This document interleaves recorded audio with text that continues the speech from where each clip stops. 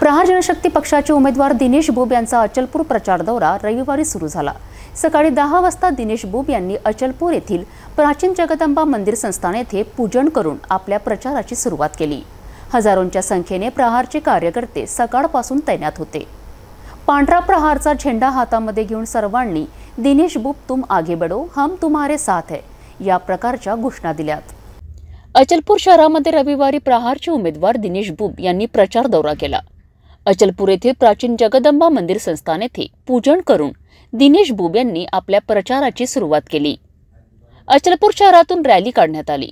शहराच्या विविध मार्गाने या रॅलीने भ्रमण केले। अचलपूर शहर दिनेश बुब यांच्या शिट्टीने दुमदुमलं।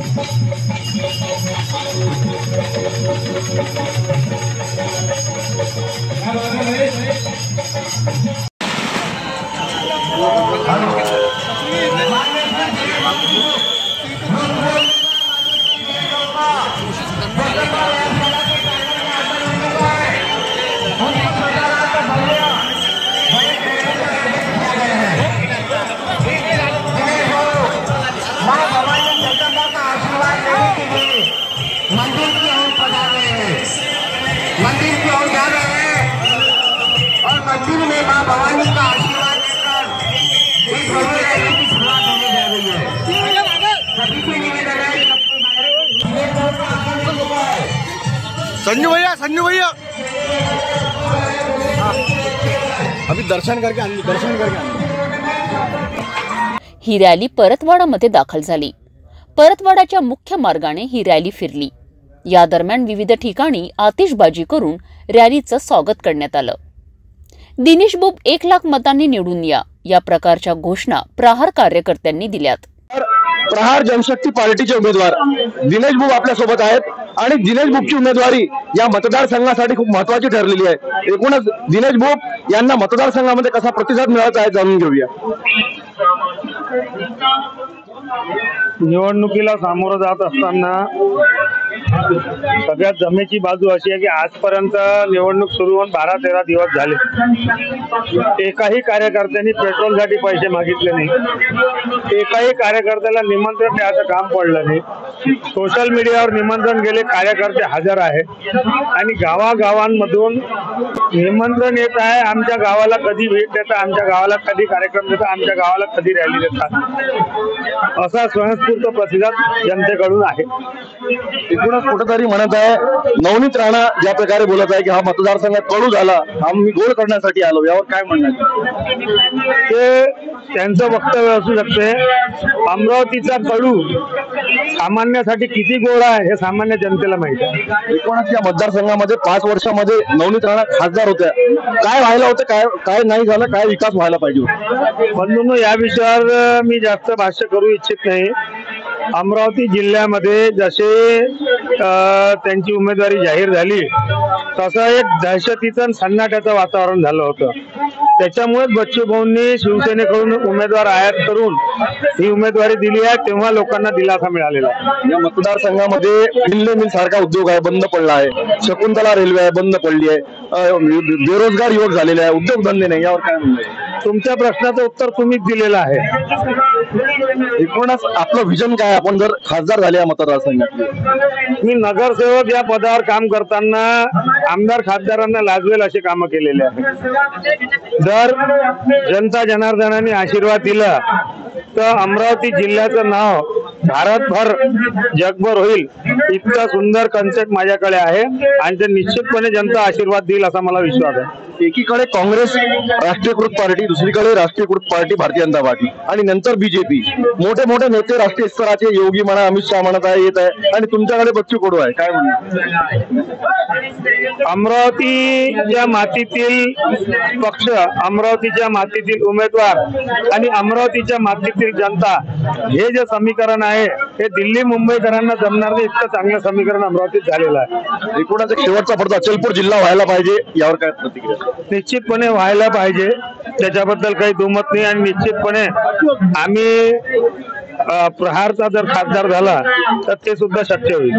प्रहारचा खासदार झाला तर हे शक्य होईल. आपल्यासोबत प्रहार जनशक्ती पक्षाचे महाराष्ट्राचे अध्यक्ष कार्याध्यक्ष बल्लूभाऊ जोंजाळे एकूण या मतदारसंघामध्ये ते प्रचार करावे, काय त्यांच्या प्रतिक्रिया जाणून घेऊया. अतिशय चांगला उत्साह लोकात आहे. आपण जर पाहिलं तर एक कार्यकर्ता म्हणून दिनेश भाऊची उमेदवारी पुढे आली आहे. या जिल्ह्यात आतापर्यंत जे कोणी खासदार झाले आहेत त्यांनी सामान्य जनतेकडे लक्ष घातलं नाही. मागच्या वेळेस ज्या खासदार नवनीतजी राणा होत्या त्या 5 वर्ष लोकांना दिसल्याच नाही. आणि ज्या पक्षावर आज त्या लढत आहे त्या पक्षातले कार्यकर्ते सुद्धा दिनेश भाऊंचं काम मोठ्या ताकदीनं करत आहे. एकीकडे नवनीत राणा आणि हे जे वक्तव्य करतात की हा मतदारसंघ कडू झाला, आणि रवी राणा म्हणतात कोणताच विकास केलाच नाही बच्चू भाऊने म्हणतात. संपूर्ण महाराष्ट्रात घेतल्या जाते, त्यामुळे राणाजीच्या वक्तव्याला एवढं गंभीरतेनं घेण्याची काही गरज नाही. मेळघाटमध्ये हा पहिली वेळ आहे की नेत्याच्या नेतृत्वात निवडणूक होते, परंतु नेत्याने आपल्या स्वतःच्या पक्षाच्या आमदाराला याचं नेतृत्व दिलेलं आहे. कुठेतरी कार्यकर्त्यामध्ये याचा एक वेगळा मेसेज आहे, मेळघाटामधून लीड मिळणार. आमचा पक्ष हा कार्यकर्त्यांचा पक्ष आहे. बच्चू भाऊ 4 वेळा जरी आमदार झाले तरी नेते पण आलं नाही. आतापर्यंत आपण जर पाहिलं तर इतिहास आहे, दिल्ली मुंबईहून तिकीट जाहीर होत असते, परंतु हे पहिल्यांदा महाराष्ट्रातलं नाही हिंदुस्थानातलं पहिलं उदाहरण आहे का आदिवासी सारखा एक जनप्रतिनिधी त्या पक्षाचा अध्यक्ष त्याला अधिकार देतो आणि तो मेळघाटातून आदिवासी क्षेत्रातून ही उमेदवारी जाहीर करतो. हे खरं तर विजयाचं प्रतीक आहे. आपली लढत कोणासोबत आहे, काँग्रेस की भारतीय जनता? आमची लढत कोणासोबत नाही. आमचा विजय बहुमतानं होणार आहे. आपल्या मतदारसंघाच्या क्षेत्रामध्ये प्रहार जनशक्ती पक्षाचे उमेदवार दिनेश भाऊ उभे आहेत आणि या पार्श्वभूमीवर आज आम्ही एक शेतकऱ्याच्या शेतामध्ये आलेले आहेत आणि आपण आपल्यासोबत आज छोटू भाऊ ढोरे आहेत, प्रतीक भाऊ आहेत आणि एक शेतकरी स्वतः शेतामधून येत आहेत. आता पहिले या भारताला जो अन्नदाता आहे तो खरा शेतकरी आहे. शेतकरी हा आपला देव आहे आणि शेतकरी भावाला विचारू आपण की या मतदारसंघामध्ये खासदार कोण हवा त्यांना. एकीकडे बच्चू कडूचा उमेदवार आहे, दुसरीकडे भारतीय जनता पार्टीचा उमेदवार आहे, तिसरीकडे काँग्रेसचा उमेदवार आहे. काय म्हणणार दादा? माझं हेच म्हणणं आहे की माझं नाव शिरीष पाटील, धामणगावळी, तालुका अचलपूर, जिल्हा अमरावती. आमचं असं म्हणणं आहे की शेतीसाठी जे आमचं जे मोदी साहेबांना जे 300 रुपयाचं पोतं ते 1300 रुपयात केलेलं आहे आणि त्याच्यानंतर जे खताचे भाव म्हणा किंवा आमचं जे आयात निर्यात जे संत्र्याची बंद केलेली आहे. आम्ही बांगलादेशला आमचा संत्रा जात होता, आम्हाला योग्य भाव मिळत होता, चांगला भाव मिळत होता. आणि ते त्यांना ते आयात एवढी वाढवून दिलेली आहे की कर एवढा वाढवला आहे तिथं आमचा संत्रा पोहोचू शकत नाही. काहून की त्यांना कर एवढा लागते, तिथं 100 रुपये संत्रा भाव मिळतात. त्यामुळे मोदी सरकारचं असं आहे की धोरण असं आहे की व्यापाराचं भलं शेतकऱ्याच्या भलं काहीच नाही म्हणून आले ते. आणि त्याच्यानंतर असं आहे की आमची जे लाईट येते ते लाईट येते आमची रात्री 2 वाजता. तुम्ही सांगा तुमच्या घरी तुम्ही 2 वाजता तुम्ही एकटे येऊ शकता काय? ओलेच करायला तुम्ही 2 वाजता येऊ शकता काय? आम्हाला लाईट काहीच नाही आहे. आणि त्याच्यानंतर असं वाटते आम्हाला की बा शेतकरी जगावं कसं. शेतकऱ्यानं ह्या तुम्ही सांगा ह्या मुद्दा सांगा. आमचे जे बच्चू भाऊ आहे ते 2 मिनटं कोणासोबत बोलू शकतात, कोणाला सांगू शकतात. आमचे जे खासदार साहेबला आम्ही निवडून दिलं होतं त्याच्यानंतर त्यांनी काहीच आमचं शेतकऱ्याबद्दल काहीच नाही बोलले. ते शेतकरी काय करते, शेतकरी कुठं आहे, शेतकऱ्याबद्दल काहीच नाही. काही शेतकरी संत्रा उत्पादन करून नाही बा तिथं कोण नाही पोहोचून राहिला. एखादा संत्र्याचा प्रोजेक्ट कोण नाही आणला अचलपुरात. सगळ्यात जास्त वरुड, मुर्शी, चांदूर बाजार, अचलपूर, परतवाडा तिथं संत्र्याचं उत्पादन होऊन राहिलं. संत्र्याचा माझा एक प्रश्न आहे, तुम्ही मेलघाटचे आहे? मेलघाटचे हाव सर आम्ही, पण आम्ही अचलपूर तालुक्यात आहो. हो, आमचे संत्र्याची शेती आहे. हो, संत्र्याची शेती असल्यावर संत्र्याची शेती असल्यावर आम्हाला संत्र्याच्या शेतीवर संत्रा कुठं जाईल जे करतील ते कास्तकाराच्या हितासाठी करतील. बाकी लोक कास्तकाराच्या हितासाठी नाही, सर्व बिझनेसमॅन लोक आहे. आणि आजपर्यंत जे केलेलं आहे कास्तकारासाठी केलेलं आहे ते फक्त बच्चू भाऊने केलेलं आहे. बाकी इतर लोक काहीच नाही करू शकत, सर्व बिझनेसमॅन लोक आहे. आपण बघितलं आहे की शेतकऱ्यांच्या प्रतिक्रिया काय आहेत. म्हणजे संत्र्याची निर्यात होऊ शकत नाही, कांद्याची निर्यात होऊ शकत नाही, म्हणजे निर्यात बंदी हटवावी या प्रकारचे विषय समोर येत आहे. मतदारसंघामध्ये शेतकरी बांधव आहे आणि स्वतः आपल्यासोबत शेतकरी सुद्धा आहेत. प्रतीक भाऊ दुलक्षे एक युवा शेतकरी आहे, उद्योजक आहेत. भाऊ, आज काय तुमची प्रतिक्रिया? अमरावती मतदारसंघाचं जे निवडणूक आपण बघत आहे, एकीकडे बळवंत वानखडे, दुसरीकडे नवनीत राणा, तिसरीकडे दिनेश बुब, काय म्हणणार आपण? तसं बघितलं तर 35 उमेदवार आतापर्यंत सध्या उभे आहेत, पण तुम्ही ज्या पद्धतीने बोलत आहे, एकीकडे दिनेश बुब आणि एकीकडे बळवंत वानखडे आणि दुसरीकडे म्हणजे भाजपचे आयात केलेले रवी राणा, नवनीत राणा ह्या उभ्या आहेत. नवनीत राणा ह्या BJPच्या आयात केलेल्या उमेदवार, त्यात स्वतः BJP कार्यकर्ते आणि BJP स्वतः पूर्ण जिल्ह्याला विरोध असतानाही त्यांना हे दिलेलं आहे. आणि दुसरीकडे म्हणजे बळवंत वानखडे हे दर्यापूरचाच विकास नाही करू शकले तर पूर्ण जिल्ह्याचा काय विकास करतील. आणि तिसरा पर्यायही म्हणून आमचे बच्चूभाऊ अचलपूर मतदारसंघातले आमदार आणि त्यांचं कार्य म्हणजे पूर्ण महाराष्ट्रात पूर्ण कुठे कुठे नाही आहे हे असं सांगायला मला तरी असं वाटत नाही. मी काहीतरी बोलायला पाहिजे आणि त्यांच्या माध्यमातून असे एक पर्यायी उमेदवार दिलेले आहे दिनेश बुब.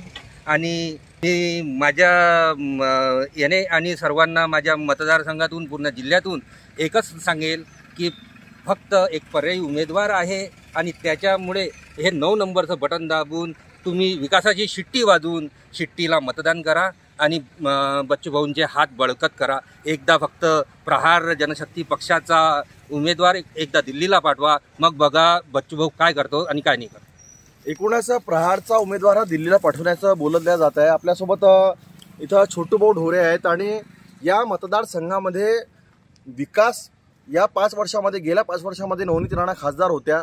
विकास काय व्हायला पाहिजे होतं आणि काय नाही झालं, आपण या विषयावर छोटूभाऊ ढोरे यांच्यासोबत बोलूया.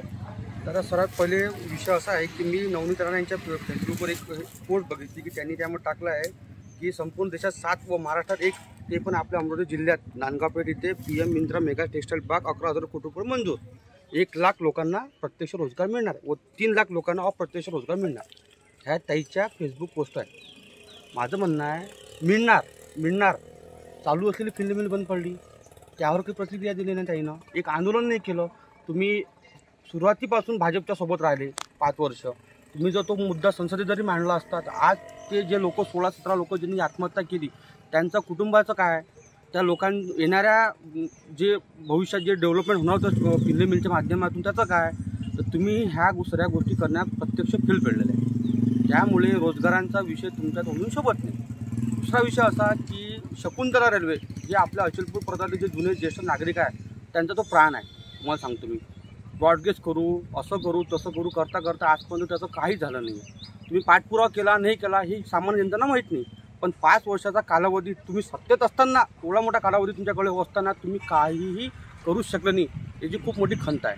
त्यामुळे माझं म्हणणं असं आहे की तसे बळवंतभाऊ वानखडे दर्यापूर अंजनगाव सुरजी मतदारसंघाचे आमदार आहे, त्यांचा एकही मुद्दा शेतकऱ्यांसंदर्भात विधानभवनामध्ये कुठे त्यांनी आजपर्यंत अधिवेशनामध्ये गाजवला नाही किंवा ते बोलले नाही.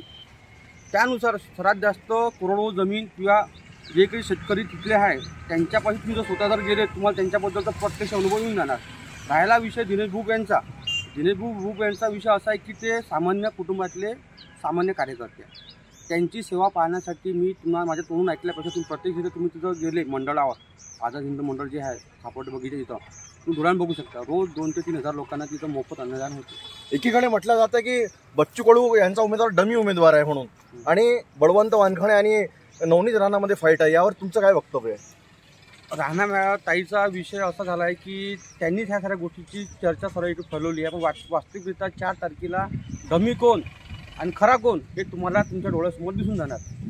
विशेष म्हणजे जयस्तंभ चौक येथे डॉक्टर बाबासाहेब आंबेडकर यांच्या प्रतिमेचे पूजन करून त्यांनी पुढे आपल्या प्रचाराला सुरुवात केली. जागोजागी दिनेश बुबचं भव्य स्वागत करण्यात आलं. एकूणच या मतदारसंघामध्ये प्रहार जनशक्ती पार्टीचे उमेदवार दिनेश बुब यांना प्रचंड प्रतिसाद मिळत आहे.